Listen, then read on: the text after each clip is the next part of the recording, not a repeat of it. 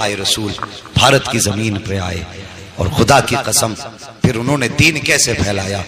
एक रस्म होती है गैर मुस्लिमों में, दूध चढ़ाने की मंदिरों में होती है कि नहीं, वो बात अलग है कि नालियों में दूध बहे तो कोई बात नहीं, लेकिन गरीब के बच्चे के पेट में घूंट दूध नहीं जाना चाहिए। ये कैसा धर्म है साहिब तुम्हारा कि बच्चे दूध के लिए भूखे तड़पते रहे और तुम्हारा दूध नालियों में बहता रहे। अल्लाह अकबर, ये इनकी रस्म है, लेकिन ये जानेंगे इनका मजहब है। लेकिन हमारा मजहब इतना सच्चा मजहब है, लोग इसे आतंकवाद से जोड़ते हैं। जरा बताइए, जो मजहब रास्ते की पड़ी हुई ईंट को हटाने पे जन्नत की बशारत दे, उससे सीधा सच्चा मजहब कौन सा मजहब हो सकता है? सोचो तो सही। तो उनका उसूल था दूध पिलाने का, और उसी दौर में एक पंडित जी थे, रोज दूध की लुटिया भरी मंदिर चल देते थे, दूध की लुटिया भरी मंदिर चल देते थे, मंदिर जाया करते। एक दिन बेटी कहने लगी, अब्बा जी आज मैं जाऊंगी दूध लेकर।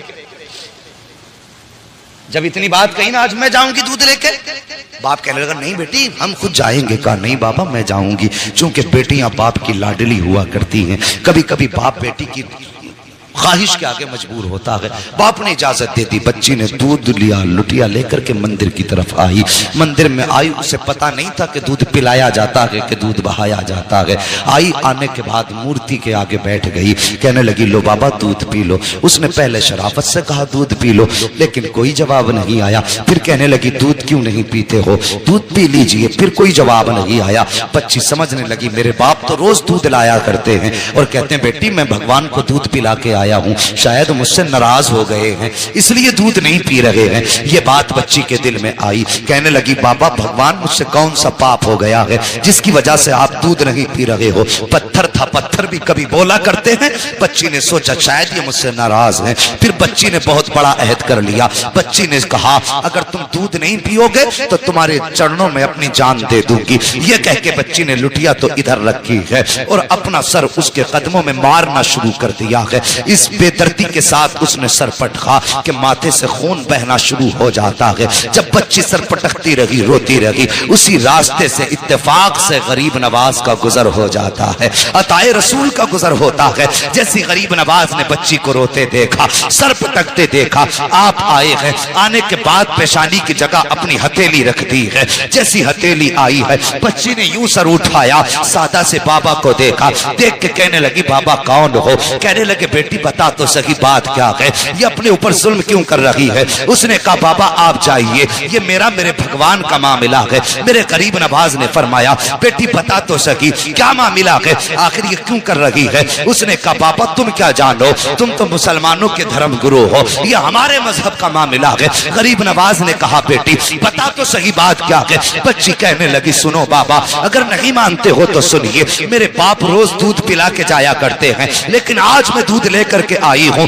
तो ये दूध नहीं पी रहे हैं, शायद ये मुझसे नाराज हैं। तो मैंने ये कसम खाई है या तो ये दूध पिएंगे या मैं अपनी जान दे दूंगी। जैसे इतना सुना है, गरीब नवाज कहते हैं बेटी बस इतनी सी बात है। कहा हाँ बस इतनी सी बात है। आपने फरमाया कि दूध क्यों नहीं पीते हो। जब बच्ची कह रही है तो दूध पी लीजिए, जैसे इतना कहा है वो पत्थर टस से मस नहीं हुआ। आपने फरमाया सुनता नहीं कौन कह रहा है, मोइनुद्दीन कहता है दूध पी ले, उसने फिर भी दूध ना पिया है। उसके बाद गरीब नवाज ने उसके कान पकड़े और घुमा के कहा पीता क्यों नहीं है। जैसे इतना कहा है पत्थर के हाथ हिलना शुरू हो जाते हैं। उसने प्याला पकड़ा है, होठों से लगाया है, दूध पीना शुरू कर देता है। और पीता क्यों नहीं, कहने वाला कोई आम न जाना था, जबान गरीब नवाज की थी। फैजान मदीने वाले मुस्तफा का हो रहा। नारे या रसूल अल्लाह, या रसूल अल्लाह, नारे जिंदाबाद, जिंदाबाद, अल्लाह अकबर, सुभान अल्लाह, सुभान अल्लाह अकबर। बच्ची ने दूध पिलाया और जैसी चली घर की तरफ उसके बदन पे खून, कपड़ों पे खून, चेहरों पे खून, उसका पूरा बदन खून से लथपथ था। और मुझे बताइए अगर कोई बेटी अकेली जंगल से आ रही हो और बदन खून में लथपथ हो, सर से खून बह रहा हो, तो कोई ये नहीं सोचेगा कि इसने चोट खाई है। तरह तरह के गुमान लोगों के दिल में आते हैं, तरह तरह के ख्यालात लोगों के दिल में आते हैं। बेटी पंडित की थी, जब घर की तरफ चली है, बस्ती में कदम रखा, बस्ती वालों में शोर हो गया कि पंडित जी की बेटी देखो खून में नहा के आई है। अल्लाह अकबर, गांव वाले लोग पीछे पीछे हो गए। बच्ची घर आई है, अल्लाह अकबर। बाप ने बेटी के माथे पे खून देखा। बाप तो बाप होता है, चाहे वो किसी भी धर्म का हो। तड़प गया, कहने लगा बेटी बात क्या है? उसने कहा पापा मैं दूध लेकर के गई थी और मेरे भगवान ने दूध पीने से इनकार किया। उन्होंने दूध ना पिया तो मैंने कसम खाई थी कि अगर दूध नहीं पियोगे तो मैं तुम्हारे चरणों में अपनी जान दे दूंगी। ये कह के मैंने जब सर उनके कदमों पे मारा है, अल्लाह अकबर, सर कदमों पे मारा है, वो कहती है तब मेरे जिस्म में खून बहा है, तब सर फटा खून बहने लगा। लेकिन बाबा मैं दूध पिला के आई हूँ। बच्ची ने जैसी इतनी बात कही, बाप कहने लगा क्या कह रही हो? हाँ बाबा मैंने दूध पिलाया है। बाप कहने लगा बेटे पूरी जिंदगी गुजर गई इसी पत्थर की इबादत करते करते, आज तक हम दूध ना पिला सके, तू एक दिन में कैसे दूध पिला सकती है? गांव वालों ने इतना सुना, कहने लगे पंडित तेरी बेटी झूठ बोल रही है, दूध नहीं पिलाया है, पत्थर तो दूध पी ही नहीं सकते। बच्ची तेरी इज्जत लुटा के आई है, किसी ने इसकी आबरू लूटी है, इसलिए ये आके बातें बना रही है, ये झूठ बोल रही है। और यार जब किसी को भी इज्जत का ताना दिया जाता है तो वो किसी भी धर्म की बेटी हो, इज्जत सबको प्यारी होती है। जब गांव वालों ने कहा था कि तेरी बेटी झूठ बोल रही है, ये कहीं मुंह काला करके आई है, इज्जत लुटा के आई है, ये बहाना बना रही है, बाप ने बेटी के कदमों पे अपना सर का जो टोपी थी वो रखी और रख के कहने लगा बेटी ये मेरी बेटी मेरी इज्जत बचा ले, सच बता बात क्या है? बच्ची कहने लगी बाबा मैं दूध पिला के आई हूँ। बाप ने कहा झूठ ना बोल। बच्ची ने कहा बाबा किसकी कसम खिलाते हो? मैं सबकी कसम खाने तैयार हूँ, लेकिन सच यही है दूध पिला के आई हूँ। जब बेटी ने बात बात पे यही जवाब दिया, गांव वाले कहने लगे पंडित जी अगर यही सच है, अगर आज इसने दूध पिलाया है तो फिर कल भी तो यही दूध पिला सकती है। कि चलिए कल हमारे सामने दूध पिलाए तब मानेंगे कि तुम्हारी बेटी सच्ची है। बाप ने बेटी का चेहरा देखा, कहा बेटी तेरा क्या फैसला है, क्या तू दूध पिलाने के लिए फिर से तैयार है? बच्ची ने कहा हाँ मैं तैयार हूँ। कहा ठीक है। दिन मुकर्रर हुआ, वक्त मुकर्रर हुआ, फिर से पूरा गांव और ये बच्ची उसी मंदिर की तरफ चले हैं जहां बच्ची ने उसको दूध पिलाया था। जब उसी मंदिर के दरवाजे पे बच्ची गई है, जाने के बाद पूरा गांव तमाशाई है, बाप भी साथ में है। बच्ची ने जाके दूध का प्याला रखा और रखने के बाद फिर कहती है महाराज दूध पी लीजिए, मेरे भगवान दूध पी लीजिए। लेकिन वो फिर पत्थर है, दूध कैसे पिए? बच्ची ने जब कहा दूध पी लीजिए, पीते क्यों नहीं हो? गांव वालों ने कहा लगाया, कहा सुन पंडित हमने पहले ही कहा था तेरी बेटी झूठ बोल रही है, ये मुंह काला करके आई है इसलिए अपनी इज्जत बचा रही है। जब इतनी बात बच्ची ने सुनी है, बच्ची का दिल टूट जाता है, बच्चे की आंख में आंसू आए, लेकिन साथ ही गुस्सा भी आया।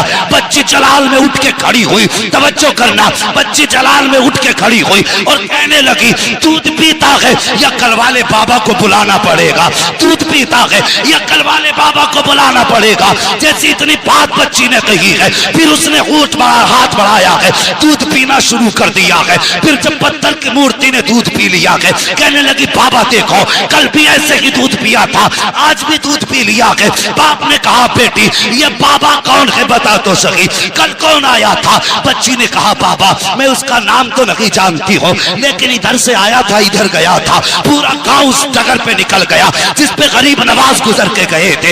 एक दरख्त के नीचे जाके देखा मेरे गरीब नवाज बैठे हुए हैं। जाने के बाद कहा था बेटी यही बाबा है? कहा हाँ यही बाबा है। पंडित कदमों पे सर रख के कहता है महाराज तुम भगवान हो, जिसके कहने से पत्थर ने दूध पी लिया है।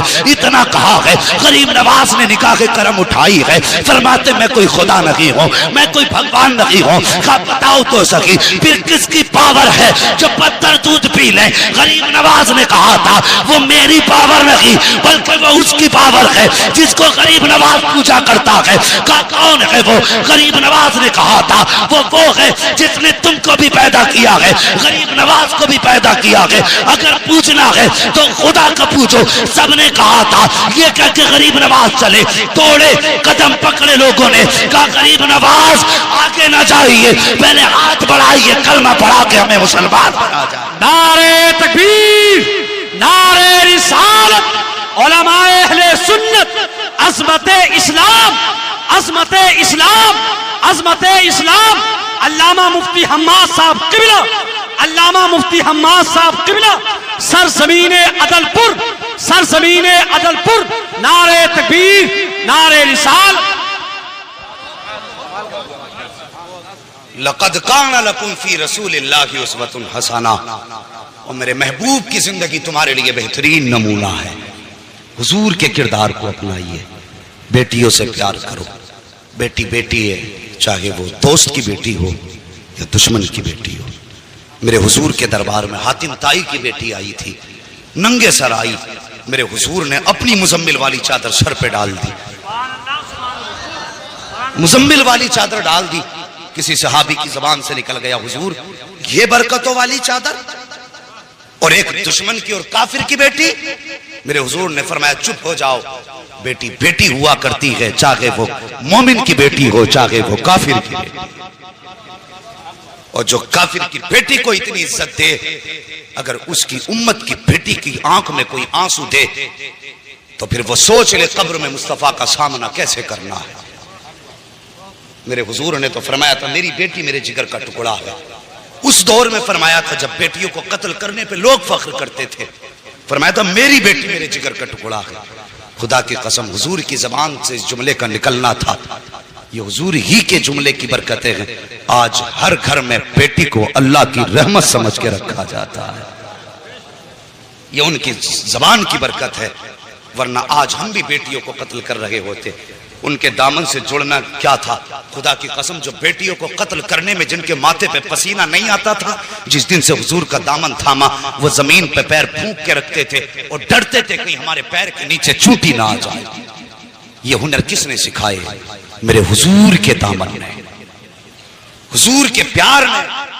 जब तक बिके न थे तो कोई पूछता न था, तुमने खरीद कर हमें अनमोल कर दिया। हमारी तो कोई इज्जत ही न थी।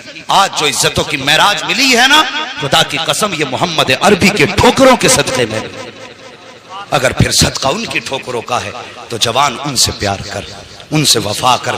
तेरे घर में बेटी है, बेशक वो तेरे लिए बड़ी रहमत है अल्लाह की, लेकिन एक नजर उसे ये भी सोच के डाल लिया कर कि मेरे हुजूर को बेटी बड़ी प्यारी थी। खुदा की कसम अल्लाह हर नजर के सदक़े में तुझे मुस्तफा के इश्क का सवाब अता फरमाए।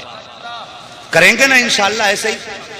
हाँ बेटे मांगो, तुम्हारी मर्जी है सजदों में गिर के, इसलिए कि उनसे तुम्हारा नाम चलेगा। लेकिन कभी रो के रब से बेटियां भी मांग लिया करो, इसलिए कि बेटे नसीब से पैदा होते हैं, बेटियां रब की रहमत बन के आया करती हैं। हाँ बेटी पैदा हो, चेहरा ना बिगाड़ना, मुकद्दर पे नाज करना। अल्लाह ने बेटी दी है, यकीनन कोई नेकी तूने की है जिसकी वजह से अल्लाह तुझसे इतना राजी हुआ है कि तेरे आंगन में बेटी उतार दी। वो फरमाया गया बेटी क्या आ गया। बस आखिरी बात सुन लो और बात खत्म कर लो। इंशाल्लाह कभी फिर, इंशाल्लाह कभी फिर भाई, नहीं कभी फिर मेरी बात समझिए। मैं कि अगर बचपन की बात की जाए, अल्लाह अकबर, गरीब नवाज कोई आम बेटा नहीं है मुस्तफा का। नसीब वाले हो, हिंदुस्तान लावारिस नहीं है। ये वो मुल्क है जिस मुल्क के अंदर अपना सफीर मुस्तफा ने खुद भेजा है, खुद मुस्तफा ने भेजा। और तुम्हें क्या लगता है सबसे पहले गरीब नवाज आए? नहीं, उनसे भी पहले बाबा रतन हिंदी पंडित थे। आज भी हिंदुस्तान पाकिस्तान के बॉर्डर पे इनका मज़ार है। जानते हो पहले लोग तिजारत में जाते थे ना, परदेश जाया करते तो अरबों से उस वक्त तिजारत का मामला था, ये गए थे। हुजूर के बचपन का जमाना था, इनकी जवानी थी, बाबा रतन हिंदी की जवानी थी। सुने, बाबा रतन हिंदी की जवानी, हुजूर का बचपन। तो आप कहे ना उस वक्त अरब में थे तो आपने देखा कोई बच्चा है जो एक छोटी नहर के इस पार खड़ा है, और जब रतन हिंदी गुजरे उन्होंने देखा कोई बच्चा खड़ा है। आपने जब चेहरा देखा ना मुस्तफा का, और फिर हुजूर का चेहरा, खुदा की कसम जुल्फ देखी है कि नजरों ने घटा देखी है, लुट गया जिसने मोहम्मद की अदा देखी है। बचपन था हुजूर का, लेकिन बाबा रतन हिंदी ने मुस्तफा को देखा ना, था तो बचपन मगर दिल दे बैठे। करीब जाके कहने लगे बेटे इजाजत हो तो मैं तुम्हें कंधे पे बैठा के नहर पार करा दूं। मुस्तफा ने मुस्कुरा के कहा जैसे आपकी मर्जी। क्या फरमाया? जैसे आपकी मर्जी। उन्होंने कंधे पे मुस्तफा को बिठाया, नहर पार कराई। हुजूर ने 3 मरतबा फरमाया अल्लाह तेरी उम्र में बरकतें करे, अल्लाह तेरी उम्र में बरकतें करे, अल्लाह तेरी उम्र में बरकतें करे। जब हुजूर ने 3 मरतबा दुआएं दी, अल्लाह ने पहली दुआ के सदके में उनको 300 साल की उम्र अता फरमा दी। कितनी? कितनी? ओ बोल यार, अगर बरेलवी बैठे हैं तो। हुजूर ने उम्र की दुआएं दी, अल्लाह ने कितनी बढ़ाई? 300 साल। यही रतन हिंदी भारत आ गए, वापस आ गए। मतलब नहीं, कुछ नहीं पता चला। जब वापस आ गए ना, तो फिर शक्कुल कमर का जो मामला हुआ, चांद के 2 टुकड़े होने का मामला हुआ, तो कई मुल्कों में चांद के 2 टुकड़े देखे गए। ये बातें चर्चे में आ गई। तो यही हमारा नसीब है। आज भले इस मुल्क के टुकड़े हुए हैं, तकसीम हो चुका है, लेकिन जब आदम अलैहिस्सलाम उतरे थे ना, तो सरंदीप इसी मुल्क में था। तो लोग उस पहाड़ी को देखने आते थे जिस पे हजरत आदम अलैहिस्सलाम ने अपना पहला कदम रखा था। तो वो अरब के लोग आए, तो ये लोग भी गए। इन्होंने पूछा यार क्या जो हमने देखा है वो तुमने भी देखा है? कहा क्या कि चांद के 2 टुकड़े हुए? तो अरब वाले लोग कहने लगे हाँ, हमने देखा ही नहीं, हमने चांद को भी देखा है, हमने टुकड़े करने वाले को भी देखा। हिंदी ने इतना सुना, चांद को टुकड़े करने वाले को भी आपने देखा? कहा हाँ। कहा कैसे? कहा वो हमारे मुल्क में है, लेकिन हम तो जादू समझ रहे थे। इतना बाबा रतन हिंदी ने सुना ना, कहने लगे जरा उनके बारे में कुछ बताओ ना। लोगों ने बताया, वो कहता मैं अल्लाह का नबी हूँ, मैं खुदा का रसूल हूँ, अल्लाह एक है। ये सुन करके रतन हिंदी के दिल में ये हसरत जागी मैं भी जाके मुलाकात करूँ। मुख्तसर अंदाज में मैं बयान कर रहा हूँ। अब रतन हिंदी ने सफर किया है, महीनों का सफर तय करके मुस्तफा के मदी मक्का शरीफ पहुंचे। जब मक्का शरीफ पहुंचे, वहां पता चला वो हिजरत करके मदीना जा चुके हैं। अल्लाह अकबर। फिर आपने यहां से हिजरत की है और मदीना शरीफ पहुंचे। मुस्तफा मस्जिद नबी में बैठे थे। अल्लाह अकबर। रतन हिंदी देख रहे थे, ये है वो शख्सियत जिसने चांद को टुकड़े किए हैं। लेकिन मुस्तफा ने देखा, मुस्कुराने लग गए। फरमाते आओ रतन हिंदी, तुमने नहीं पहचाना लेकिन मैं पहचान गया हूं। कहा कौन हो तुम? आका फरमाते हैं जिसको कांधे पे बैठाया था मैं वही बच्चा हूं, और जिसने कांधे पे बैठाया था तुम वही हिंदुस्तानी रतन हिंदी हो। सुभान अल्लाह। नारे तकबीर, नारे रिसालत, फैजान मुस्तफा, अहल बैत का दामन। अल्लाह अकबर। कहने लगे महबूब अब देर न कर, हाथ बढ़ा, कलमा पढ़ा। फिर हुजूर ने बाबा रतन हिंदी को कलमा पढ़ाया, कलमा पढ़ाया। कुछ दिन हुजूर की खिदमत में रहे, कुरान सीखा, दीन सीखा। वापस आने लगे, मेरे महबूब ने फरमाया रतन कुछ और मांग लो, कुछ और मांग लो। कहने लगे हुजूर अपनी मर्जी से दे दें। मेरे हुजूर के फिर हाथ उठ गए। आका ने फिर 3 बार कहा अल्लाह इसकी उम्र में बरकत अता फरमा, अल्लाह इसकी उम्र में बरकत अता फरमा, अल्लाह इसकी उम्र में बरकत अता फरमा। दुआ हो गई 6 बार, उम्र हो गई 600 साल। कितनी उम्र हुई? 600 साल। तो बाबू कहां कहां पाबंदी लगाओगे? दीन तो हुजूर के दौर में भारत में आ चुका था। हाँ, बाबा रतन हिंदी सहाबी है मुस्तफा के। और जब गरीब नवाज को हुजूर ने भेजा ना, फरमाया मोइन तुम्हें हिंदुस्तान जाना है। कहने लगे हुजूर मैंने तो देखा ही नहीं। फरमाने लगे परेशान क्यों होते? उस वक्त मैप और नक्शे का दौर तो नहीं था, ना मैप का दौर नहीं था, ना इंटरनेट का दौर था। अल्लाह अकबर। हुजूर ने बेटे को बुलाया। वो जानते हो खुदा की कसम वो कोई छोटी बारगाह नहीं है गरीब नवाज की। ये जो भौंक रहे हैं ना, मैं कुत्तों से कहता हूं तुम हमें भौंको चलेगा, हमारी नस्लों को भौंको चलेगा, हमारे बच्चों को बुरा कहो चलेगा, लेकिन नबी के गरीब नवाज को कुछ ना कहना, कुछ ना कहना, वरना तख्ता पलट दिया जाएगा। हाँ, जब इताब आया तो कोई पानी पिलाने वाला नसीब नहीं होगा। गरीब नवाज को यूं ही नहीं आए गए। एक बार तो पीर लेके गए थे आपको हुजूर की चौखट पे। एक बार अपनी मर्जी से गए थे। जब हुजूर की मस्जिद नबवी में गए ना, तो जो मज़ार शरीफ के खादिम थे, हुजूर ने उनसे कहा कि मेरे मोइनुद्दीन को अंदर भेजो। ठीक है जी। कितनी हिजरी में गरीब नवाज आए हैं? बोले कितने साल के बाद? तकरीबन 600 साल का अरसा। ठीक है जी। कितना? हुजूर क्या फरमा रहे? मेरे मोइन को अंदर भेजो। तो वहां तो कई सारे मोइन थे ना, तो किसी खादिम ने आके कहा हुजूर बुला रहे हैं जो मोइन हो। तो जितने मोइन थे सारे दौड़ पड़े, लेकिन गरीब नवाज नहीं गए। गरीब नवाज नहीं गए। फिर हुक्म हुआ खादिम को, कहा मैंने मोइनुद्दीन को बुलाया है। कहा हुजूर ये जितने मोइन थे आ गए।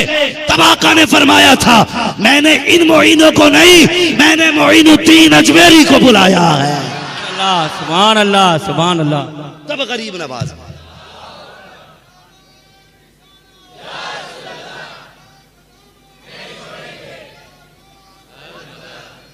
हाँ, फरमाया मैंने मोइनुद्दीन चिश्ती अजमेरी को बुलाया। फिर गरीब नवाज गए। अब सुने, अंदर गए तो क्या देखते हैं? मुस्तफा ने बाजू फैला के इस्तकबाल किया।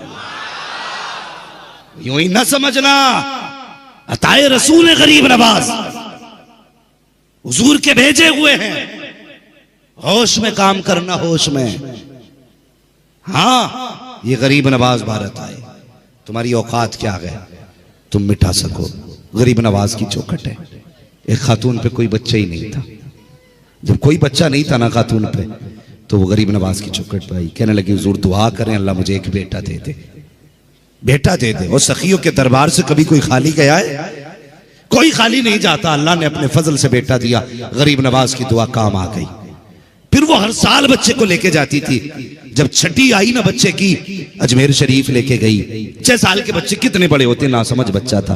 पेशाब लगाना, बच्चे ने वही खड़े होकर पेशाब करना शुरू कर दिया। अजमेर शरीफ में बच्ची ने पेशाब किया ना, बच्चे ने पेशाब किया, वहां एक मजार था, उस पे पेशाब बच्चा करने लगा। तो वहां जो भी लेटा है ना, कोई हल्का फुल्का नहीं लेटा है, बड़े बड़े वहां पे कुतुब लेटे हुए हैं, बड़े बड़ा कलंदर लेटा हुआ है। बच्चे ने पेशाब किया ना, तो वो जो साहिब मजार थे जलाल आया, उन्होंने उठाया, बच्चे को पटका, बच्चे का दम निकल गया, बच्चे का इंतकाल हुआ, शोर हो गया, वो बच्चा मर गया। खातून तड़प गई, लाश उठाई बेटे की, गरीब नवाज के कदमों पे रखी, जाके कहने लगी बाबा अगर जिंदगी तूने दी थी तो मौत क्यों तेरे दरबार में आई है? या तो पहले बच्चा ना देता या आज मौत ना देता। इतना कहा था, बच्चा जिंदा हो गया और शोर हो गया, बच्चा उठ गया है। फिर क्या देखा? वो जहां बच्चे ने पेशाब किया था कब्र फटी, बुजुर्ग निकले और निकल के चल दिए। किसी ने कहा किधर जा रहे हो? कहा गरीब नवाज ने कहा है कि तूने बच्चे को क्यों मारा? कहा इसने मेरे मजार पे पेशाब किया, गवारा नहीं हुआ। तो गरीब नवाज ने कहा सुन, यहाँ पे हर तरह का आएगा, अगर बर्दाश्त कर सके तो यहाँ लेट, वरना यहाँ से उठ कहीं जाके और आराम कर ले।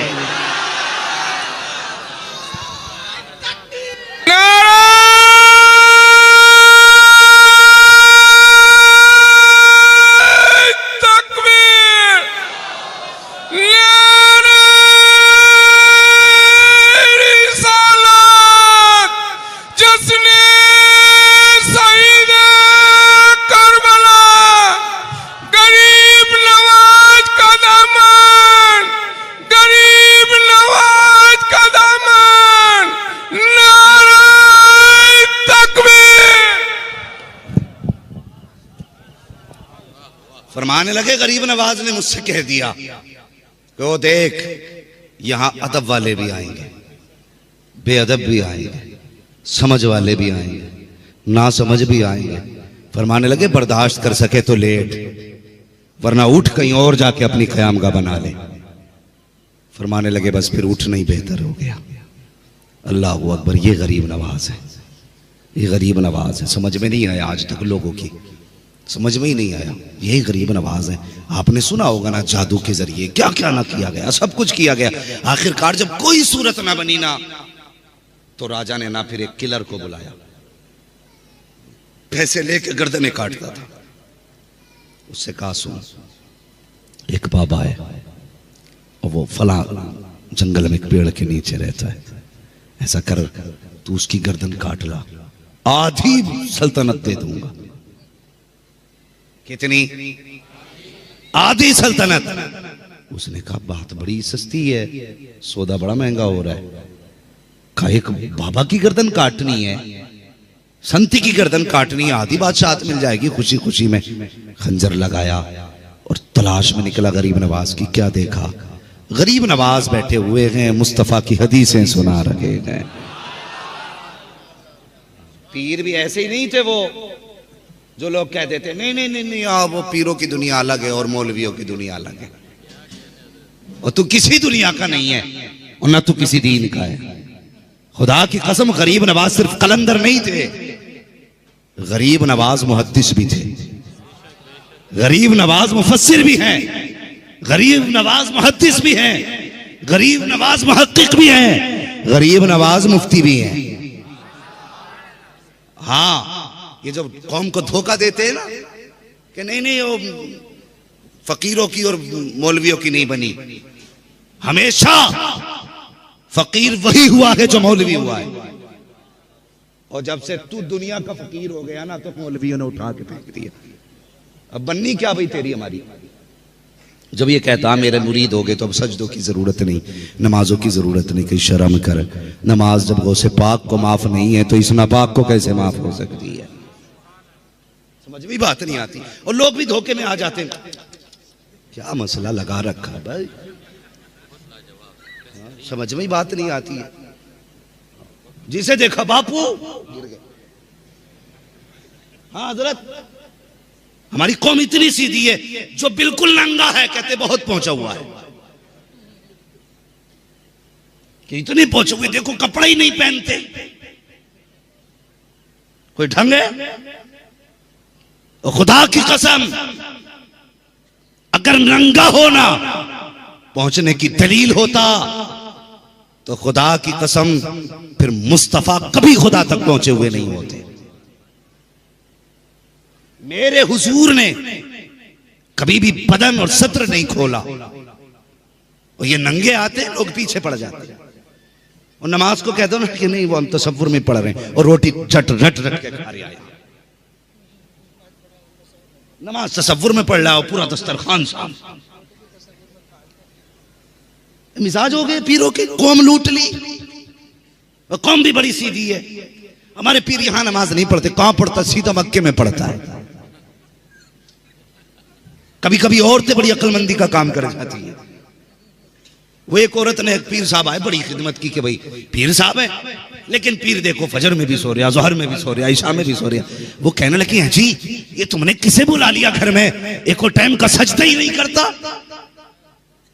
तो कहने लगा चुप रहे, मेरा पीर ऐसा नहीं है। कहा कैसा है? कहने लगा ये यहां नमाज नहीं पढ़ते, ये हरम में नमाज पढ़ते हैं। सुन रहे हैं ना? ये हरम में नमाज पढ़ते। और चुप हो गई कि पहुंचा हुआ है। अब वो भी मक्कार का मना था, बैठा बैठा करा। लोग बोले हुजूर क्या बात है? कहने लगे हरम में कुत्ता जा रहा था, मैंने उसे रोका। ये सच्ची बात है भाई, ये ढोंग है कौम का लूटने के तरीके। कुछ लगा नहीं इस पीर का दीन पे, जो लगना था मेरे हुसैन का लगा है, जो देना था मेरे हुसैन ने दिया है। तेरे बाप का क्या लगा? बैठा बैठा करा हरम में कुत्ता। कितने लोग हज करके आए, किसी ने हरम के पास कुत्ता देखा? बोलो, किसी ने नहीं देखा, लेकिन इसे दिख गया। औरत कहने लगी अच्छा इतना ही पहुंचा हुआ? अब तक तो बर्दाश्त था औरत से कि पढ़ते होंगे तसव्वुर में नमाज, लेकिन जब बात कुत्ते की आई तो उसे याद था वहां तो कोई कुत्ता ही नहीं है। गुस्सा कहां से? उसने दस्तरखान लगाया ना तो सब्जी जो थी चावलों के नीचे रख दी और चावल सब्जी के ऊपर। ठीक है जी, और दस्तरखान पे आ गए। चावल समझ रहे ना, और सब्जी भी समझ रहे हैं, जो तरकारी रही हो उसमें उसने नीचे रख दी और ला के खाना आगे रख दिया। पीर साहब बैठे, अब मुरीद कह रहा हुजूर शुरू फरमाए। तो कहने लगे जी, कह नहीं सकते थे अगली बात। फिर कहा मुरीद ने हजरत शुरू फरमाए। तो पता मुरीद क्या बोला? फिर मुरीद कहने लगा हुजूर खाते क्यों नहीं? तो पीर भी बेगैरती से बोला ओ भाई कुछ सब्जी वब्जी तो लेके आ। कहने लगा सुनती हो पीर साहब कह रहे हैं कुछ सब्जी तो लेके आओ। अब औरत जब अंदर से आई है खाली हाथ नहीं आई, झाड़ू लेके आई है, बेलन लेके आई है। और मार के कहा नदान, हरम का कुत्ता तो नजर आया, तुझे चावलों के नीचे की रखी हुई सब्जी नजर नहीं आई। ऐसे भी पीर है। हाँ, उसने जो बजाई है झाड़ू, उठाया टंडीला निकल लिया। ऐसे लोगों के चक्कर में ना पड़। हाँ, ये देखा करो जिसके हाथ में हाथ दिया है इसका रिश्ता मदीने वाले मुस्तफा से कैसा है, हुजूर से कैसा रिश्ता है। हाँ, अल्लाह अकबर। अर्ज कर रहा था सरकारे गरीब नवाज, वो कातिल आया ना तलाश करता हुआ, वहां पहुंचा जहां सरकार गरीब नवाज बैठे हैं। अल्लाह अकबर, जाके क्या देखा, गरीब नवाज बैठे हुए हैं। अकेले नहीं बैठे हैं, सैकड़ों की तादाद में लोग जमा है, सैकड़ों से हजार में बदल गए, बड़ी भीड़ है। अल्लाह अकबर, मुस्तफ़ा की जिंदगी पे बात गरीब नवाज कर रहे हैं, हुजूर की हदीसें सुना रहे हैं। ये कातिल भी जाके बैठ गया, लोग आते रहे जाते रहे। जब आपकी महफिल का इख्तिताम हुआ, लोग जाने लगे, कुछ बाकी रह गए। आप फरमाने लगे जिसको जो काम हो, जो जरूरत हो, वो अपनी जरूरत पूरी कर ले। जब आपने फरमाया, जो बाकी लोग रह गए थे सबने अपनी अपनी जरूरतें पूरी की, और जब सब जाने लगे, अल्लाह अकबर, आखिर में बस ये एक बचा जो कत्ल के इरादे से आया था। गरीब नवाज फरमाते हैं आखिर में, तुम भी जिस इरादे से आए हो अपना इरादा पूरा करो। आपने उसकी तरफ पीठ कर दी। अल्लाह अकबर, जब आपने पीठ की है कि तू जिस इरादे से आया है तू भी अपना काम कर ले, उसने कहा जी मैं किसी इरादे विरादे से नहीं आया। गरीब नवाज ने फिर रुख किया, कंधे पे हाथ रखा, फरमाने लगे बता क्या तू मुझे कत्ल करने के इरादे से नहीं आया था? उसने कहा नहीं बाबा, मैं कोई कत्ल करने के इरादे से नहीं आया, मैं तो आपकी बातें सुनने आया था। गरीब नवाज फरमाते हैं अगर कत्ल के इरादे से नहीं आया तो फिर कमर में खंजर क्यों लगा के लाया है, कमर में खंजर क्यों छुपा के लाया? कहने लगा हजरत जी मैं राजपूत हूँ, ठाकुर हूँ, मैं ऐसा हूँ कि हम जब चलते हैं तो खंजर लगा के चला करते हैं, हथियार लेके चलना ये हमारी रीत में शामिल है। गरीब नवाज फरमाते हैं चल यहाँ तक तो दुरुस्त है, खंजर लेके चलना ये तेरे रीत में शामिल है, लेकिन वो सौदा जो तुझसे राजा ने किया था क्या वो भी रीत में शामिल है? का हुजूर समझा नहीं। आप फरमाते हैं क्या तू भूल गया जो राजा ने तुझसे कहा था कि गरीब नवाज का सर लेके आ, आधी सल्तनत दे दूंगा। फरमाते चल तू भी सर ले, अपनी जरूरत पूरी कर ले। कदमों पे गिर गया, कहने लगा देर न कर, अपना भला ले, कलमा पढ़ा ले। कहने लगा जो कमरे के अंदर की जानता है खुदा की कसम वो कयामत के दिन की भी जानता हो।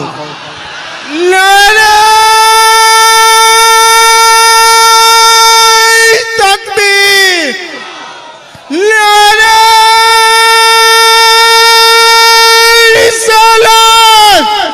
गरीब नवाज का दामन, गरीब नवाज का दामन, नारा हैदरी, नारा हैदरी। तो भाई कहने लगा जो वहां तो सिर्फ राजा था और मैं था, कोई तीसरा ही नहीं था। तुम्हें कैसे पता चल गया? जो वहां की बात जानता है वो वहां की बात भी जानता होगा। वो शर्म कर, हुजूर के इल्म गैब पे बात करता है। हाँ, वो बता जब गरीब नवाज दिलों के हाल जानता है तो फिर नबियों का इमाम क्या क्या नहीं जानता होगा, फिर नबियों का इमाम क्या क्या नहीं जानता होगा। और जब बेटे का इल्म यह है तो फिर नाना के इल्म का आलम कौन हो क्या होगा? सरकार गरीब नवाज है। अल्लाह अकबर, किरदार होता, देखो अल्लाह वालों के अपने अपने किरदार हैं। ऐसे जो कत्ल करने आते थे भाई जरा अपने कातिल को माफ करने का हुनर रखते हो। जब आपने फरमाया ना कि क्या वो भी झूठ था, उसने कहा कलमा पढ़ाइए। अल्लाह अकबर, उसने कहा ये खंजर लो मेरा, मैं इस लायक ही नहीं कि मुझे माफ किया जाए, मैं ऐसे महान आदमी का सर काटने आया था। आपने फरमाया सुन, सर काटना हमारा उसूल नहीं है, सर बचाना हमारा उसूल है। हम जिस घर से ताल्लुक रखते हैं वो बदला नहीं लिया करते, वो तो माफ किया करते हैं, वो तो माफ किया करते हैं। यही सरकार गरीब नवाज है। तवज्जो है आप लोगों की? थके तो नहीं है अभी आप? जरा कह दें या रसूल अल्लाह, अल्लाह सलामत रखे। सरकार गरीब नवाज है। हिंदुस्तान आ गए और काफी लंबे झगड़े होते रहे। बहसें चलती रही। गरीब नवाज, अच्छा एक उसूल होता है इन लोगों में, एक रीत है, ये लोग कुछ अपने अपने मजहब के मुताबिक ये करते हैं कि दूध चढ़ाने की एक रस्म इनमें चलती। तो पंडित जी थे, वो रोज दूध लेके जाते थे लुटिया में मंदिर में चढ़ाने के लिए। चढ़ा के आते थे। एक दिन उनकी बच्ची कहने लगी, अब्बा जी कहा क्या, कि कल दूध मैं लेके जाऊंगी मंदिर। तो पंडित जी कहने लगे, नहीं बेटी तुम मत जाना, हम खुद जाएंगे। बच्ची ने कहा, नहीं अब्बा मैं जाऊंगी। इकलौती बेटी थी पंडित जी की, इकलौती बेटी। तो कहा ठीक है चली जाना। वो बच्ची पहली बार मंदिर गई, दूध का प्याला था। उसे तो यही पता था कि हमारे देवता दूध पीते हैं, ठीक है, सादा दिल बच्ची, उसे पता था कि हमारे देवता दूध पीते हैं। बच्ची गई ना मंदिर में, और जाने के बाद कहने लगी, महाराज दूध पी लो, भगवान दूध पी लो। लेकिन मूर्ति पत्थर की थी, तो उससे कोई जवाब, समझ रहे ना, उससे कोई जवाब। जब कोई जवाब नहीं आया, बच्ची ने समझी शायद ये मेरे पापों से मुझसे नाराज है। बच्ची कहने लगी, जब तक दूध पियोगे नहीं मैं जाऊंगी नहीं। और ये बहस हो गई लंबी बच्ची की। फिर आखिरकार नतीजा ये पहुंचा, बच्ची ने कहा, महाराज अगर दूध नहीं पीते ना तो लो फिर मैं जान अपनी तुम्हारे कदमों पे देने लगी हूं। ये कह के बच्ची ने ना अपना सर उनके कदमों में मारना शुरू किया। उस मूर्ति के पैरों में, पत्थर की मूर्ति थी, पैरों में सर मारना शुरू किया ना, बच्ची का सर फटा, खून बहने लगा। इत्तेफाक से सरकार गरीब नवाज गुजर के जा रहे थे, बच्ची को सर मारते देखा ना, फरमाने लगे, बेटी क्या बात है। उसने सर उठा के कहा, बाबा आप अपना काम करो, मुझे मेरा काम करने दो। कहा बता तो सही बात क्या है। उसने कहा, रोज मेरे पापा आते हैं, इन्हें दूध पिला के जाते हैं, आज मैं दूध लेकर के आई हूं, ये दूध पीने ही तैयार नहीं है, मुझे लगता है ये मुझसे नाराज हैं। बाबा मैं अपने पापों का प्रायश्चित कर रही हूं, और ये मैंने कसम खाई है, या तो ये दूध पिएंगे या फिर मैं अपनी जान दूंगी। आप फरमाने लगे, बेटी पत्थर की मूर्त कभी दूध नहीं पीती है। कहा नहीं बाबा आप जाइए, आप हमारे धर्म के बारे में क्या जाने। बच्ची ने इनकार किया, बच्ची ने फिर सर मारना शुरू किया। आप फरमाते, बेटी जाएगी नहीं। कहा नहीं, जब तक ये दूध नहीं पिएंगे मैं जाऊंगी नहीं। गरीब नवाज मुस्कुराए, फरमाने लगे, सुन अगर ये कहती है तो दूध क्यों नहीं पीता। फिर भी कोई आवाज नहीं आई। आपने मूर्ति के कान पकड़े, फरमाने लगे, दूध पीता है कि नहीं। जब इतना कहा है, पत्थर के मूर्त के हाथ उठे हैं, प्याला पकड़ा के दूध पीना शुरू कर देती है। अल्लाह, नारे तकबीर, नारे रिसालत। सरकार ख्वाजा गरीब नवाज का दामन, ख्वाजा का हिंदुस्तान, ख्वाजा का हिंदुस्तान। कान पकड़ के हट दिया, पीता है कि नहीं। गट गट गट पीना शुरू कर दिया। अब बच्ची खुश घर पहुंची। अब बच्ची के माथे से खून, कपड़ों पे खून। ये समाज बड़ा अजीब है हमारा, बड़ा अजीब समाज है हमारा। बेटियां हो जाएं तो बेटियों का ताना, जवान हो जाएं तो जहेज के लालच में आकर के बेटियां कबूल ना करना, और जहेज की वजह से बेटियों की उम्र हो जाए तो फिर उनकी ज्यादा उम्रों के ताने देना। हम किसी को चैन से रहने ही नहीं देना चाहते। हाँ, बच्ची का सर फटा, खून बहा, घर आई। बस्ती वाले सब सोचने लगे, लगता है आज कुछ गड़बड़ हुई है। लोग पीछे पीछे लग गए। बच्ची घर आई तो बाप बाप होता है। बेटी से कहने लगा, बेटी ये क्या हुआ। कहने लगी, बाबा मैंने आज अपने देवता को दूध पिलाया है। तो बाप कहने लगा, नहीं बेटी मुझे तो उम्र मेरी बीत गई, 50-60 साल हो गए, कभी मैंने नहीं पिलाया, तूने कैसे पिला दिया। फरमाने लगे, जैसी उसने कहा ना तूने कैसे पिला दिया, कहा बाबा मैं पिला के आई हूं। तो लोग कहने लगे, पंडित तेरी बेटी झूठ बोल रही है, ये बातें बना रही है, लगता है इसकी इज्जत किसी ने लूट ली है, इसलिए इसकी ये कंडीशन है। अब इसे कोई बहाना ना मिला तो इसने आके ये बातें बनाई। बातें होने लगी, बाप ने हाथ जोड़े, बेटी मेरी पगड़ी देख तेरे कदमों पे, सच बता क्या हुआ है। बच्ची कहने लगी, बाबा मैं सच कहती हूँ, मैं आज अपने देवता को दूध पिला के आई हूँ। पंडित परेशान, बेटी बताना ये समाज देख कैसी कैसी बातें कर रहा है, न मेरी इज्जत सलामत है न तेरी इज्जत सलामत है। बच्ची ने रो के कहा, अब्बा मैं सच कहती हूँ, मैं दूध पिला के आई हूँ। लोग कहने लगे, पंडित तू यकीन कर अपनी बेटी का, हमें यकीन नहीं है। हम नहीं मानेंगे कि तेरी बेटी दूध पिला के आई हो। पत्थर कभी दूध पिया करते हैं। जब ये बात पंडित से लोगों ने कही है, पंडित कहने लगा बेटी कम से कम कुछ तो हया कर, बाप की इज्जत का ख्याल कर। झूठ भी बोलती तो ऐसा बोलती जो चल जाता, तूने झूठ भी ऐसा बोला है जिसे लोग तस्लीम करने तैयार नहीं है। बच्ची कहने लगी अब्बा कोई माने ना माने, सच यही है कि मैं दूध पिला के आई हूँ। बस्ती के लोगों ने कहा पंडित अपनी बेटी से कह दे। कहा कौन सी बात? कहा अगर ये दूध पिला के आई है तो इससे कह अगर जिसने आज दूध पिया है वो कल भी तो दूध पी सकता है। अल्लाह अकबर। पंडित ने कहा बेटी क्या तू ये बता सकती है जिसने आज दूध पिया है उसको कल दूध पिला देगी? बच्ची कहने लगी बाबा क्यों नहीं, जब मैंने आज दूध पीते देखा है और खुद पिलाया है तो मैं कल भी पिला सकती हूँ। बस्ती ने जब इतना कहा, बस्ती वालों ने कहा पंडित अपनी बेटी से कह कल ये दूध लेके मंदिर चले, देख तू सच्चा तेरी बेटी सच्ची है, उसका झूठ भी पकड़ा जाएगा, सच भी साबित होगा। जब अगला दिन आया है पूरी बस्ती के लोग बल्कि दूर दराज के लोग इकट्ठे हुए हैं और एक अनोखा मंजर देखने जा रहे हैं कि देखे पत्थर कैसे दूध पीता है। बच्ची ने दूध का प्याला लिया है, वही जगह वही मंदिर है, वही पत्थर की मूर्ति वही बेटी है। जाके कहती महाराज दूध पी लो। बच्ची ने कहा है, फिर कोई जवाब नहीं आया, वो तो पत्थर था पत्थर बन गया, फिर दूध कैसे पीता? लोग हंसे ठट्टा मारा। कहा देख पंडित हमने कहा था तेरी बेटी झूठ बोल रही है, कहना इससे ये दूध पिलाए। बच्ची रोने लग जाती है, कहती महाराज मेरी इज्जत का सवाल है, जैसे कल दूध पिया था वैसे आज दूध पी लो। कोई जवाब नहीं आया। सबने कहा पंडित लानत हो तेरी बेटी की जिंदगी पे, इज्जत लुटा के गई है, बदनाम देवता को कर रखी है। जब इतना बच्ची ने सुना है वो चला ला गया बेटी को। उसने कहा सुन दूध पीता है या कल वाले बाबा को बुलाना पड़ेगा। इतना कहने की देर थी, फिर हाथ बढ़ाया, दूध पीना शुरू कर दिया। लोग कहने लगे बेटी ये कल वाला बाबा कौन है? कहा मैं नहीं जानती लेकिन चेहरा बता रहा था, वो कोई आम ना था बल्कि आसमानों से उतरा हुआ कोई फरिश्ता था। अल्लाह नारे तकबीर, नारे रिसालत, फैजान ख्वाजा गरीब नवाज, ख्वाजा का हिंदुस्तान। बच्ची ने गुस्से में कहा पीता है या बुलाऊं कल वाले बाबा को? खट से पीना शुरू कर दिया। लोग बोले बेटी ये कल वाला बाबा कौन है? कहने लगी अब्बा चेहरे से फरिश्ता लगता था, मुसलमानों का कोई बाबा है, किधर गया कि इधर गया।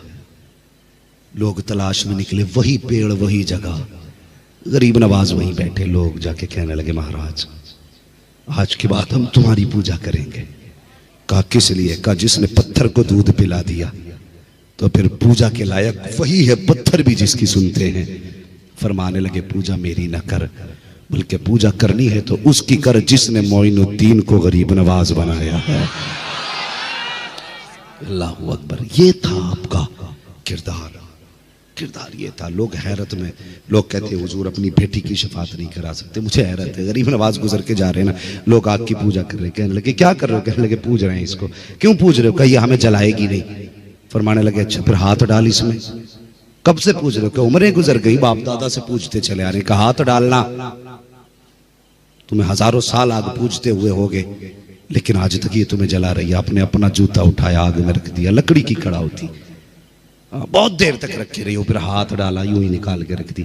खुदा की कसम जर्रा बराबर भी जूती जलना तो दूर की बात, गर्म तक नहीं हुई थी। अल्लाह सुभान अल्लाह। हाँ हरजैन का आदमी है, पानी मंगा लेते, बच्चों को पिला लेते। उनके लिए सीधी सी बात है कि शाने हुसैन और है, इम्तिहाने हुसैन और है। जब शान का मामला आता है तब करामतें दिखाई जाती हैं, और जब इम्तिहान का मामला होता है तो इस्तिकामत दिखाई जाती है। ये जहन में बात रखें और इंशाअल्लाह दोनों चीजों को समझेंगे। आज मैं शान पे बात करूंगा, कल से इंशाअल्लाह इम्तिहान पे बात करूंगा। लोग कहते हैं कि अगर पावर थी तो फिर पानी क्यों नहीं मंगाया? तो हम कहते हैं वो इम्तिहान था। बचपन से लेके जवानी तक, बचपन से लेके जवानी तक हुजूर की गोद में जो तरबियत के बचपन के लम्हे गुजरे थे, वो जवानी तक और जवानी से लेकर के बुढ़ापे तक मेरे हुसैन को याद थे। समझ रहे हैं ना? पूरी जिंदगी हुजूर ने अपनी जागिरी अपने नवासों की नजर फरमा दी, कदम कदम पे तरबियत फरमाई, कदम कदम पे तरबियत फरमाई। अल्लाह अकबर। जब बांटने की बात आती है तो उनके घराने जैसी सखावत नजर नहीं आती, जब लुटाने की बात आती है तो उनके घर जैसी शहादतें नजर नहीं आती, ना उनकी शुजाअत का हिसाब, ना उनकी सखावत का जवाब, ना उनकी शहादत का जवाब। वो लाजवाब है, वो लाजवाब है। आप जानते हैं हसनैन करीमैन ने तकरीबन 25 हज पैदल फरमाए थे। कितने बोले? 25 हज पैदल किए थे। और मजे की बात यह थी कि दोनों भाई साथ जाते थे। इत्तेहाद और इत्तेफाक देखिए, दोनों भाई साथ जाया करते थे। मैं बयान करने लगा हूं अल्लाह अकबर, उनके घर की सखावत देखे। एक साथ जाया करते थे। एक बार सफर में थे ना, तो कोई जरूरतमंद मिल गया, वो भी मुसाफिर था। अब पहले होटल तो नहीं थे रोडों पे, जहां चाहा गाड़ी रोकी खा लिया, सवारी रोकी खा लिया, रुके खा लिया। कोई होटल वोटल नहीं था। लोग अपना सामान्य सफर लेके साथ चला करते थे। कोई ऐसा मुसाफिर मिला जिसके पास सामान्य सफर खत्म हो गया था। ठीक है जी, उसने शहजादों को आते देखा, कहने लगा चेहरे से बड़े बाप के बेटे लगते हो। जो समझ गए अल्लाह उन्हें मुस्तफा का मदीना दिखा दे, कि चेहरे से बड़े बाप के बेटे लगते हो। का फिर का मुसाफिर हूं, खाने पीने का सामान खत्म हो गया। दोनों भाइयों ने एक दूसरे का चेहरा देखा, सोचने लगे अगर इसे दिया तो हम पे क्या बचेगा। फिर दिल ने कहा यार अगर खाली गया तो हमारा क्या रह जाएगा। समझ लेना, दोनों बातों में फर्क है, गौर करें। वो कहते हैं अगर इसे दे दिया तो हमारे पास क्या बचेगा, और कहने लगे अगर ये खाली चला गया तो हमारा क्या रह जाएगा। वो जानते हैं आज तक हमारे दरवाजे से कोई खाली नहीं गया। जितना था सामान्य सफर सब उठा के साहिल के हवाले कर दिया। और फिर दोनों भाई चले। रास्ते में भूख लगी। आका हुसैन कहने लगे भाई हसन का जी का भूख लगी है। अब हिम्मत जवाब दे रही है। कहने लगे चलो आगे चलते हैं, अल्लाह कोई ना कोई इंतजाम करेगा। ठीक है, आगे चलते हैं। ये कोना माशाल्लाह बड़ा अच्छा कोना रहता है। वो इधर वाले तो माशाल्लाह पता नहीं तस्बीह लेके बैठते हैं कि मुंह में मसाला लेके बैठते हैं। भाई यहाँ जितनी देर बैठा करें ना, मुंह खोल के बैठा करें। ठीक है, नहीं कुछ लोग ऐसे भी होते हैं मसला कि मौलवी तू अपना काम कर, हम अपना काम कर रहे हैं ना। तो थोड़ा सा जरा बेदारी रखनी चाहिए। तकरीर की नहीं जाती, कराई जाती है। अगर आज मैं कमजोर हूं ना बीमारी की वजह से, तो आपको ताकतवर रहना चाहिए। हाँ, तो अल्लाह करे ये जो आपकी सुभान अल्लाह निकल रही है ना, ये ऐसे निकले जैसे कि आप बीमार नहीं हैं। मुझे खुद ऐसा लग रहा है जैसे आप खुद में बीमार हैं। जरा कह दें या रसूल अल्लाह, माशाअल्लाह, अल्लाह सलामत रखे। भाई आगे आके बैठे हो ना, तो इसका थोड़ा सा जरा हक अदा किया करो। और आगे जितने बंदे बैठा करें ना, ये मौलवी के आगे होते हैं। और आगे वालों का मतलब जानते हो, फरमाया गया मस्जिद में भी अगर जाओ ना, तो फरमाया मिंबर के करीब बैठो, मिंबर के करीब बैठो।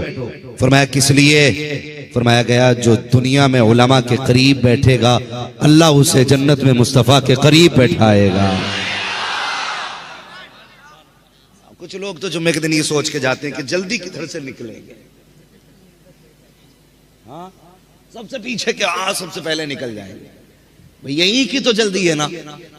क़यामत में अफसोस होगा, क्यों ना इन उलमा के आगे बैठे थे, क्यों ना इन उलमा के करीब बैठे थे। आज मुस्तफ़ा की कुर्बत नसीब हो जाती। और जब आप पहले आके बैठ गए हैं और ये बरकतें आप हासिल कर रहे हैं तो फिर जिम्मेदारी भी आपकी ज्यादा बनती है कि नहीं? जिम्मेदारी आप ही की ज्यादा बनती है। वो मुझे एक बात याद आ गई, बता दूं, सुने हैं। एक शख्स कहने लगा, खातून कहने लगी हज़रत मूसा से कि मुझ पे कोई औलाद नहीं है, दुआ कर दे। आपने देखा, फरमाने लगे तेरी किस्मत में औलाद ही कोई नहीं है। चले गए, इत्तेफाक से एक फकीर आ गया, उसने कहा कुछ दे, खाने को भूख लगी। उसने दे दिया तो वो कहने लगे क्या चाहिए? उसने कहा बाबा औलाद नहीं है। उन्होंने कह दिया जा, तुझे अल्लाह 6 बेटे अता फरमा देगा। अल्लाह ने उसको 6 बेटे अता फरमाए। बात हज़रत मूसा तक पहुंच गई। कहने लगे दूर पे जाके, अल्लाह मैंने जब देखा था इसकी किस्मत में लिखा ही कुछ नहीं था, लिखा ही कुछ नहीं था, और तूने 6 बेटे उसे दे दिए, कैसे दिए? और फरमाने लगा मूसा मांगने वाला ही कुछ ऐसा था, मांगने वाला ही कुछ ऐसा था। तो रब ने फरमाया अगर पता ही लगाना है ना तो एक काम कर, जा जमीन पे जा और एक तश्त ले, एक चाकू ले और जमीन पे घूम और मेरे बंदों से मेरे लिए गोश्त लेके आ। मेरे बंदों से मेरे लिए गोश्त लेके आ। सबके पास गए, किसी ने न दिया। आखिर में वही फकीर मिला। क्या बात है मूसा, कर रब ने बंदे का गोश्त मंगाया, कल्ला चाकू दे। चाकू लिया, यहाँ का गोश्त काटा, यहाँ का काटा, यहाँ का काटा, यहाँ का काटा, हर जगह का गोश्त काट के रखा। कई इतनी जगह का क्यों काटा? वो कहने लगा मुझे नहीं पता कि रब ने कहां का मांगा है, मुझे नहीं पता कहां का मांगा है, इसलिए मैं हर जगह का गोश्त काट के दे रहा हूं। रब की बारगाह में लेके पूछे मूसा इतनी देर कैसे लग गई? कहने लगे मालिक में जमीन पे फिरा, कोई देने वाला नहीं था, कोई देने वाला नहीं था। का फिर का बस लास्ट में एक गरीब फकीर ने यह दिया है। रब ने फरमाया मूसा तुम भी तो मेरे बंदे थे, गौर करना, तुम भी तो मेरे बंदे थे, तुम भी तो दे सकते थे। अल्लाह अकबर। फरमाया जिसने जिस्म के एक एक जगह का एक एक टुकड़ा मुझे काट के दे दिया, बताकर वो मुझसे मांगे तो मैं इनकार कैसे कर सकता हूं? हाँ, तो थोड़ी सी जिम्मेदारियां बनती हैं। इश्क है तो इश्क का इजहार होना चाहिए, हर गली हर कूचे में प्रचार होना चाहिए। दोनों शहजादों ने सब कुछ दे दिया। भूख लगी, आका हसन कहने लगे भाई, आका हुसैन ने कहा भूख लगी है, कहने लगे कुछ दूर चलो ना, कोई ना कोई इंतजाम होगा।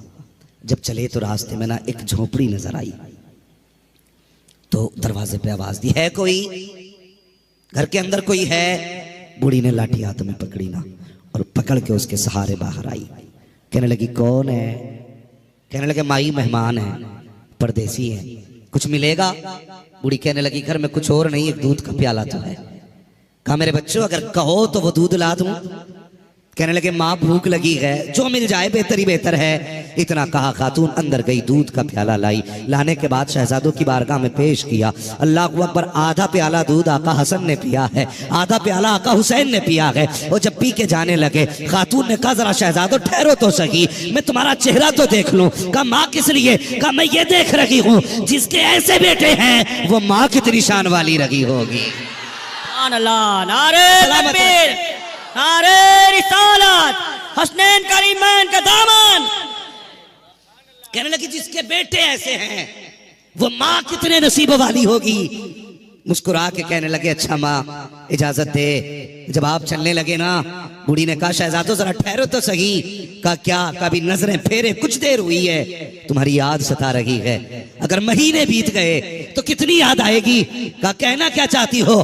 खातून ने कहा बेटे जाते जाते पता तो बता के चला जा, अगर जी चाहे तो कभी मिल तो सकूं। आपने फरमाया माँ अगर हमसे मिलना हो तो मुस्तफा के मदीने आ जाना, आका के घर की भी ज़ियारत हो जाएगी, हमारी भी ज़ियारत हो जाएगी। अल्लाह अकबर। शहजादे चले गए। दूध कितना पिया? अल्लाह सलामत रखे बेटे, तुम्हारे माँ बाप सलामत रहे, लंबी उम्र पाए। कितना दूध पिया? आधा आधा प्याला। साल महीने गुजरे, एक दिन यही खातून मुस्तफा की गलियों में टहल रही थी। आका हुसैन की नजर पड़ गई, पहचान गए, ये तो वही खातून है जिसने मुझे दूध पिलाया था। आज लोग परवरिश के बाद भूल जाते हैं, परवरिश के बाद भूल जाते हैं। जिसने उंगली पकड़ के चलना सिखाया है, आज लोग उसे भूल जाते हैं। आज तो गैरत का जनाजा निकल गया है, कल बेटी रुखसत होनी है, रात भर भाई नाचता रहता है और कहते हैं बड़े इज्जतदार लोग हैं। लानत हो ऐसों की इज्जत पे जो बेटी की रुखसती पे रात भर डीजे बजा करके डांस करते रहे। ऐसा नहीं लगता कि बेटी रुखसत होने वाली है, ऐसा लगता है कि घर की बला को दूसरे के ऊपर डालने जा रहे हैं, इसलिए रात भर कूदे गए। गैरत आनी चाहिए। कल जब बेटियां रुखसत होती थी, बाप 3 दिन पहले खाना छोड़ दिया करता था, सजदे लंबे कर देता था। रत जगह कल भी होते थे, आज भी होते हैं। कल के रत जगहों में कुरान पढ़ा जाता था, आज के रत जगहों में डीजे बजाया जाता है। कल के रत जगहों का आलम यह था, बाप की आंखें सुर्ख हो जाती थी। खुदा की कसम, कल जब बेटियां रुखसत होती थी, बाप जनाजों से ज्यादा बेटी की डोली पे रोया करता था। आज किसी को गैरत का आंसू तक नहीं आता। मैं पूछना चाहता हूँ, कल जब बेटियों को तलाक होती है, फिर आप क्यों मौलवी के पास जाते हो? कल जब बेटियों को ससुराल में सताया जाता है, फिर मौलवी से शिकायत क्यों करते हो? ये जो हमारे साथ हो रहा है, ये हमारी करनी का फल है। रब ने तुझे बेटा बनाया था, किसी बहन का भाई बनाया था, किसी बेटी का बाप बनाया था, तो तेरी जिम्मेदारी ये थी कि जब बेटी की रुखसती का वक्त आया था, तुझे रात भर डीजे नहीं बजाना था, रात भर गानों में नहीं डूबना था। तेरी तो जिम्मेदारी ये थी, जब दुनिया सो जाती जाके मुसल्ला बिछा देता और रब की बारगाह में रो रो करके बेटी की खैरियत की भीख मांगता। मैं पूछना चाहता हूँ, आज जब बेटियां रुखसत होती हैं तो मुझे बता तो सकी, ये जो बेटी जा रही है किसी दुश्मन के घर जा रही है? नहीं, रिश्तेदार के घर जा रही है, जिसके साथ रिश्ता किया है ये कत्ल करने लेके जा रहा है। आप कहोगे नहीं, इसने साथ निभाने की कसमें खाई है, फिर रोया किस लिए है? हर बाप के आंसू पोंछ के पूछो तू क्यों रोया है, तो उसके आंसू बताएंगे। मौलवी बात यह है, मैं गरीब जरूर हूं, मैंने बेटी को चटनी रोटी खिलाई है, लेकिन कभी भी मैंने अपनी बेटी को रुसवा नहीं किया। मैंने बेटी को सूखी रोटियां खिलाई, लेकिन कभी जलील नहीं किया। आज रो इस बात पे रहा हूं, ये जो सामने बराती बन के आए हैं, ये जो सेहरा पहन के आया है, कहने को लाखों की इनकम है, जमींदार का बेटा है, लेकिन खुदा जाने मेरी बेटी कल जब इसके दस्तरखान पे बैठेगी, जूती खा के रोटी मिलेगी या रोटी खा के जूतियां खानी पड़ेंगी। इस ख्याल ने रुला दिया कि कल जब मेरी बेटी को लुकमों के ताने दिए जाएंगे, मेरी बेटी पे क्या बीतेगी। इस ख्याल से बाप रो देता है। और डीजे बजा के नाचने वालों, गैरत का तमाशा बनाने वालों, औकात दिखा करके इस्लाम को बदनाम करने वालों, मेरा एक सवाल है, आज तुम डीजे बजा के बेटियों को रुखसत करते हो, गाने बजा के भेज रहे हो। कल जब बेटियों पे आफतें आएंगी तो रोने की जरूरत नहीं है, अपने सर दीवारों में मारना। और अगर बेटी बचाना चाहते हो तो जब बेटी की रुखसत की बारी आए तो डीजे नहीं बजाना है, तमाशे नहीं करने हैं। खुदा तौफीक दे तो कभी मस्जिद में जाना है, कभी रात को घर में मुसल्ला बिछाना है और रो के झोली फैलाना है। मालिक ये मेरी बहन है, ये मेरी बेटी है, मैं तेरी रहमत के सहारे दे रहा हूँ। खुदा मेरी बेटी को रोने ना देना। खुदा की कसम खा के कहता हूँ, जब ये घर से जाएगी अकेली नहीं होगी, जब ये घर से कदम निकालेगी कदम इसका होगा, साथ में करम खुदा का। नारे तकबीर, नारे तकबीर, नारे, मेरी आवाज से आवाज मिलाकर बोलिए, नारे तकबीर, नारे रिसालत, नारे गौसियत, नौजवान कमेटी, इश्क मोहब्बत, इश्क मोहब्बत, उर्से मुकद्दस, उलमाए सुन्नत जिंदाबाद। आज रोना है मेरे भाई, रोना है। 10% फोन ऐसे होते हैं दुआ करते हैं बेटी ससुराल में दुख में रह रही है। 10% बाप रो के कहते उनकी सांसें भी पूरी नहीं हो पाती हैं। जी जी जी, बात करते करते लहजे टूट जाते हैं उनके, वो बेटी का दर्द पूरा नहीं बता पाते हम लोगों से। कहते हैं बस दुआ करें अल्लाह बेटी के दिन अच्छे कर दे। क्या बेटियां बाप को प्यारी नहीं होती हैं? बोलो जी जी, होती हैं कि नहीं होती हैं? बेटियां भी बाप को प्यारी होती हैं। बेटे भी बाप को प्यारे होते हैं, फर्क इतना है बेटे को चोट लग जाए तो तड़प के कहता अब्बा मुझे यहाँ चोट लगी है, लेकिन बेटियां जब ससुराल में सताई जाती है ना तो वो कभी बाप से आके नहीं कहती अब्बा आज इतना मारा गया कि अब्बा आज खाना नहीं मिला है, 3 दिन से तेरी बेटी फाके से है। जब भी बाप की दहलीज पे आती हैं हंसती हुई आती हैं, क्यों? सिर्फ इसलिए ताकि मेरे बाप को मेरे दुखों का पता न चले। ये जब लोग पूछते थे ना क्या लेके घूम रहा है, कभी ये नहीं कहता था बेटी ये कंधे पे, कहता था मेरी शहजादी बैठी है मेरी कंधे पे। ये रिश्ते होते हैं। और हमने अल्लाह रसूल की नाफरमानियां की, हमने डीजे बजाए, हमने गाने बजाए, बेटियों के बेड़े गरक करके रख दिया। ओ भाई माफ करना। जी जी जहेज में कुरान होता है, यहाँ पे भी बोल सकते हो तो बोलो भाई, वरना जबरदस्ती कोई नहीं है। हाँ मुझे आजम ने बुलाया, मैं भाई से कह के चला जाऊंगा, मैं जा रहा हूं, जबरदस्ती नहीं कोई बांध के बैठाएगा यहाँ पे। मैंने पहले ही कहा था जितनी देर सुनेंगे उतनी देर बात करेंगे। जी जी मुझे टाइम पूरा नहीं। कुरान होता कि नहीं जहेज में? और जब बेटी गाड़ी में बैठने चलती है आवाज आती है ठहरो पहले कुरान रखो गाड़ी में। कहा क्योंकि पहले कुरान गाड़ी में बैठ रखा जाएगा। चल ठीक है ये समझ में आ गया। बताओ ये उलमा बैठे हैं, ये जिम्मेदार लोग बैठे हैं, ये सब बताएंगे। जो कुरान की तिलावत कसरत से करेगा कुरान कयामत में अपने पढ़ने वाले की शफाअत कराएगा। जी जी जी बेशक।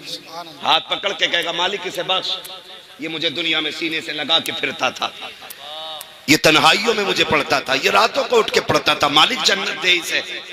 मुझे बताओ जिसे रब ने शफाअत करने की ताकत दी है वो शिकायत करने की ताकत नहीं रखता है? ओ भाई वो शिकायत भी तो कर सकता है, वो ये भी तो कह सकता है 3 दिन तक डीजे बजता रहा, मालिक ने मेरी याद नहीं आई। वो ये भी तो कह सकता इसके घर की ढोलक की आवाज बंद नहीं होती थी और कोई कुरान पढ़ने वाला भी नहीं था।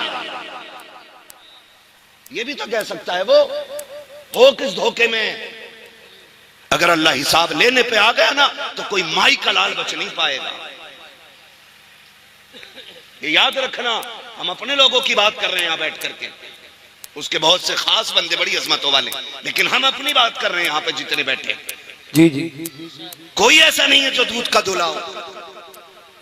सबको अपनी कब्र में लेटना, मुझे अपनी में लेटना, आपको अपनी में लेटना, लेकिन खुदारा मुश्किल ना करें, मुश्किल ना करें। कह रहा एक ही तो बेटा है मौलाना, इस पे एक बार डीजे बजन दो।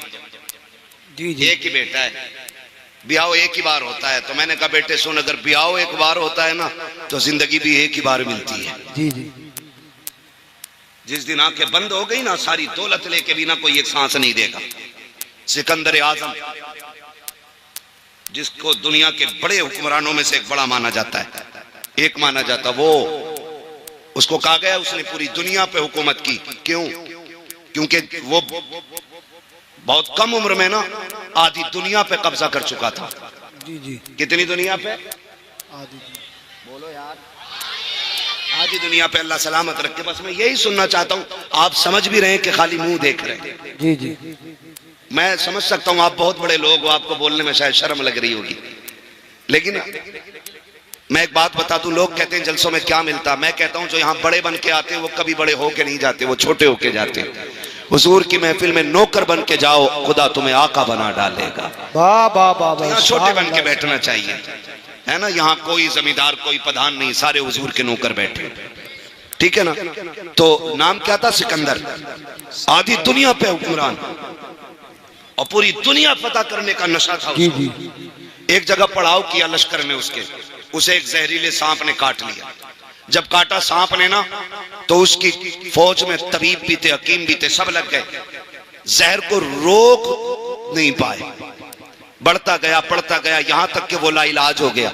जी जी कहने लगे बादशाह का क्या, कब काम मुकम्मल हो गया, अब सांसें खत्म होने आ गई हैं, अब इलाज बस से बाहर है। उसने कहा क्या यहीं मर जाऊंगा परदेश में? क्या यहीं मर जाऊंगा परदेश में?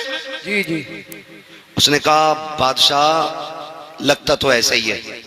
उसने कहा सुनो दौलत बहुत है, ऐलान करो कोई मेरी आधी दौलत ले दे, मुझे इतनी सांसें दे दे कि मैं अपने वतन में जाके मर सकूं। हंस दिए लोग, कहा बादशाह कैसी बातें कर रहे हो आप, बादशाह हो और बेवकूफी वाली बात है, भला पैसों से सांसें भी मिली हैं। उसने कहा फिर सारी दौलत मेरी दे दो जी जी और चंद सांसें किसी से उधार ले लो। उन्होंने कहा बादशाह तू जरूर है लेकिन सांसों का मालिक कोई और है, जी जी अब तेरी दौलत काम नहीं आएगी। उसने कहा इतनी भी सांसें नहीं मिलेंगी, घर चला जाऊं? कहा बादशाह नहीं। उसने कहा फिर मैं मर जाऊं तो मेरे हाथ कफन से निकालना। कहा क्यों? ताकि दुनिया को पता चल जाएगी दौलत इतनी बेवफा है, कितनी भी इकट्ठी कर लो ये मरते वक्त काम नहीं आया करती है।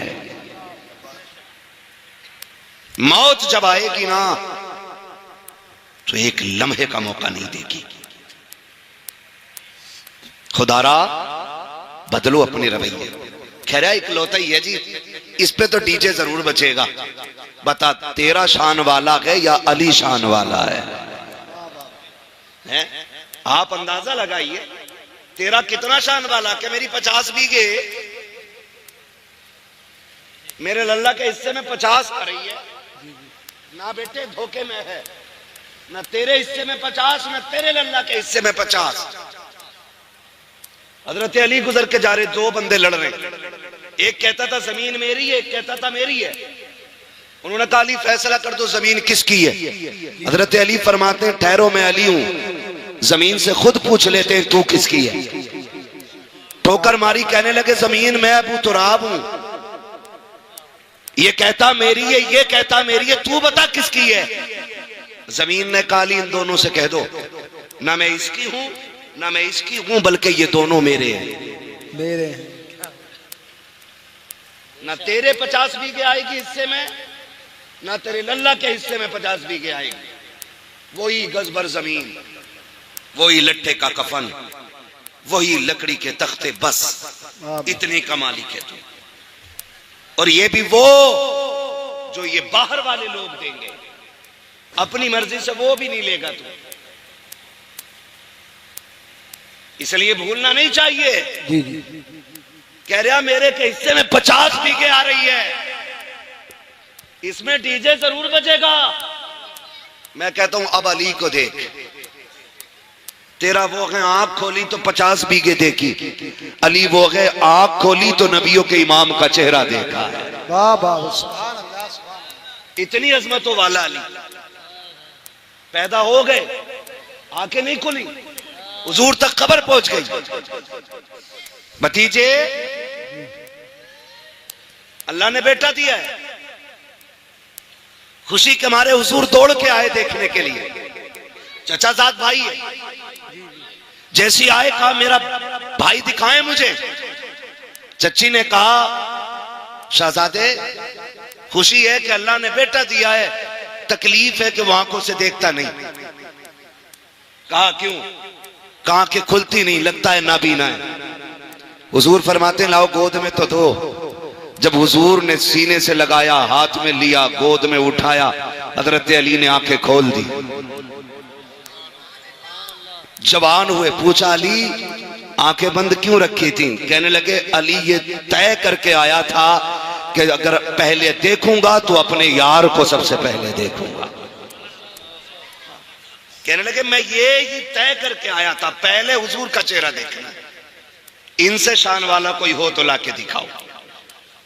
कह रहा मेरे में डीजे जरूर बजेगा। खुदारा खत्म करें तमाशे, खत्म करें। और ये डीजे बजाने वाले डीजे कर लगा और सफेद कपड़े, काले जूते पहन के और रुमाल कंधे पे, पर्स बगल में दबा के, लड़के का अब्बा पैर रुक थोड़ी रहे, इधर से उधर, इधर से उधर, इधर से उधर। कौन है ये? क्या जिनके कानों तक ये सिलाई आई है ना सुरमे की, यही लल्ला का अब्बा है। खींच के सुरमा लगा रहे आज। और डीजे वाले से कह रहे आवाज खोल, कलेजे फट जाएंगे बेटे, कलेजे, आवाज खोल। वो तमाशे किए हमने, और बाकी छोटे ये जलसे वाले चले गए होंगे तो क्या करोगे जलसा करके? क्या फायदा मिलाद से, क्या फायदा जलसे से? फिर तब ऐसी बातें होती है। जी जी और जब बारात निबट जाती है ना, फिर दरवाजा बजता, cut cut cut cut cut cut cut cut, फिर दरवाजा नहीं खुलता। का कौन है? का डीजे वाला पैसे लेने आया है। निकल गई मुखिया गिरी। तो दे तो दिए, 15,000 तो रह गए थे। डीजे पे 50,000 खर्च करने वाला इमाम साहब की 2 रकात पे मर जाता है। 500 रुपए थे, 500 कहीं चल रहे। हमारे अब्बा के में 30 रुपए गए थे, दादा के में 12 रुपए गए थे, हमसे 100 रुपए ले लो। ये हमारी कंडीशन है। मैं एक बात यहां अलग हट के कहूं, तुम्हें क्या लगता है कि सारे लोग गुंजाइशदार हैं? सबके घर में खुशहाली है?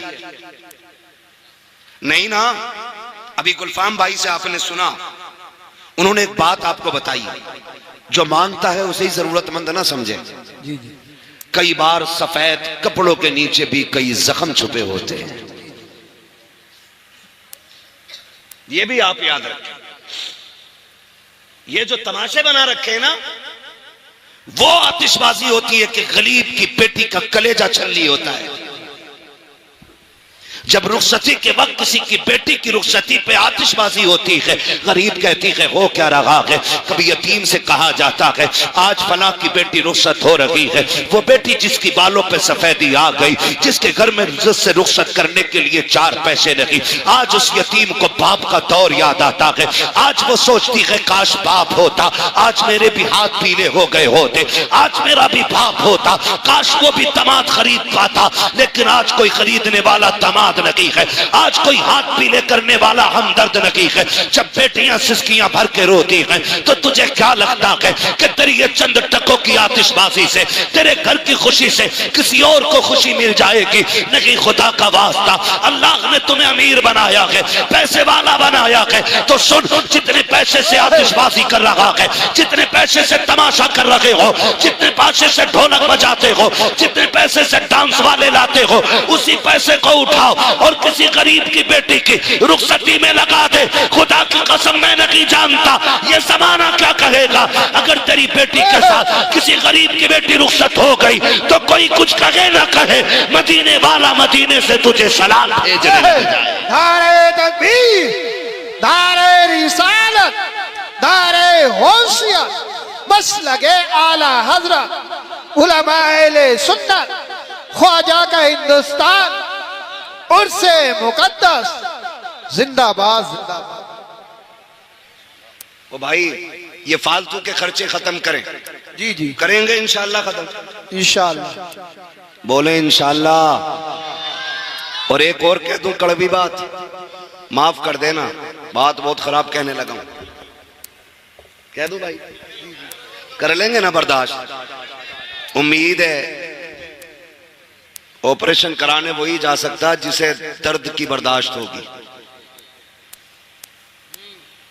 समाज में कुछ ऐसे भी कुत्ते के पिल्ले पैदा हो गए कि जो 20 लाख 30 लाख 40 लाख की भीख लिए बगैर किसी की बेटी अपनाते ही नहीं।